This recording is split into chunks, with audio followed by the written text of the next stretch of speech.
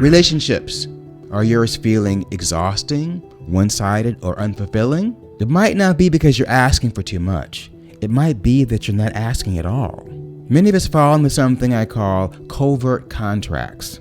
This is when we stay quiet, flexible, and easygoing, secretly hoping that if we're good, if we don't rock the boat, and if we don't ask for too much, the people in our lives will know just how to meet our needs. And when they don't, we feel disappointed, rejected, hurt, betrayed, even resentful. But it's possible they never knew the contract existed. How are they going to know what you need? Happens all the time. Let's talk about communicating your needs. Why it's not selfish, why it's an act of self-respect, and why it's essential on the path to your highest self. My name is Aubrey Lynch. For the last 40 years, I've worked with thousands of people in deeply committed relationships, romantic, professional, creative. And what I've learned is the struggle is rarely a lack of love. It's usually an inability to express your needs without guilt, fear, or shame. Walking with lions means using your voice. Welcome to Season 4 of Roar. Most of us were never taught how to express needs in a healthy way. Instead, we learn to suppress, hint, over-explain, or over-function. Over-functioning is when we do too much to avoid the anxiety of asking for help. When you over-function, you unintentionally train others to under-function. You carry more, they carry less, and over time, resentment builds.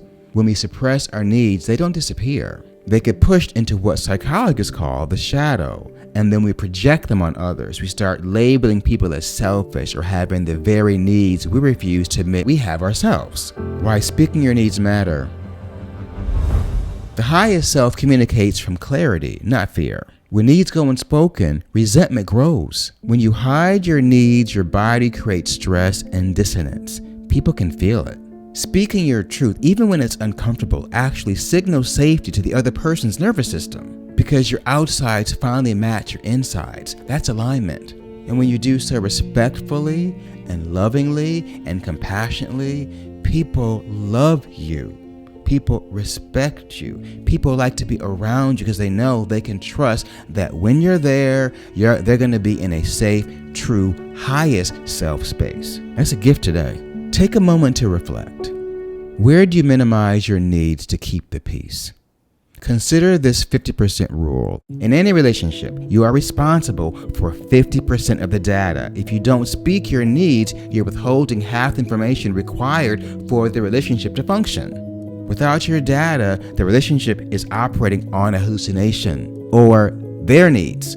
Ask yourself, do I feel safe being honest, including myself? Am I safe to be honest with myself? Give yourself permission to be honest with yourself because you've trained yourself not to what? Judge yourself for whatever you feel. This give and take with others starts with a give and take within ourselves. Communicating from the highest self. Let's talk about how to communicate needs without losing yourself or the relationship. Self-awareness and differentiation. Know what you need before asking for it. Practice differentiation. Standing in your own reality without demanding the other person validate it to make it real. You don't need to merge and people please. You don't need to cut them off and react. You just need to be you. Value-based creation. Your voice is a center of creation. When you speak your needs, you move from being a character in someone else's script to the author of your own life experience. Emotional mastery and the sacred pause. Use what some call the sacred pause. One breath. If only I did this.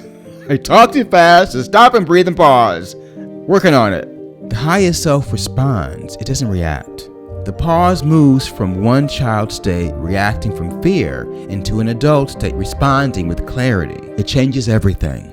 Compassion and generosity.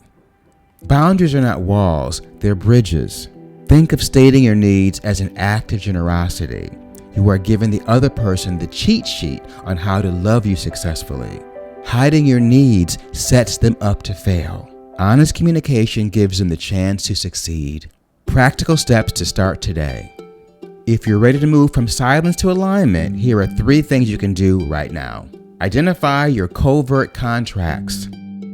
Look at where you feel the most exhausted or resentful and ask yourself, am I waiting for a reward for my silence? The other person probably doesn't know this contract exists. Action. Turn the secret expectation into a clear request. Stop hoping they'll read your mind and start reading them your script. Practice the sacred pause. The highest self lives in the gap between trigger and response. Before stating a need, take one deep breath. That breath shifts your nervous system and your words. When guilt shows up, reframe it and tell yourself, I'm not being a burden. I'm giving them the cheat sheet on how to love me. That's responsibility, not selfishness. Imagine your relationship like a GPS system. If you want to reach your highest self but you refuse to input your current location, your needs, because you're afraid of where you're standing, the GPS can't guide you. Communicating your needs isn't complaining about the road, it's pinning your location so the map can finally work. You can't walk with lions if you're avoiding conversations. Have them with courage and compassion. Next, we'll take this inward and explore what it truly means to put yourself first without guilt or apology. It'll be there when it's posted. Until then, your voice matters. Your needs deserve space. Let's keep walking together. One planet, one tribe, one world, one love. I'll see you there.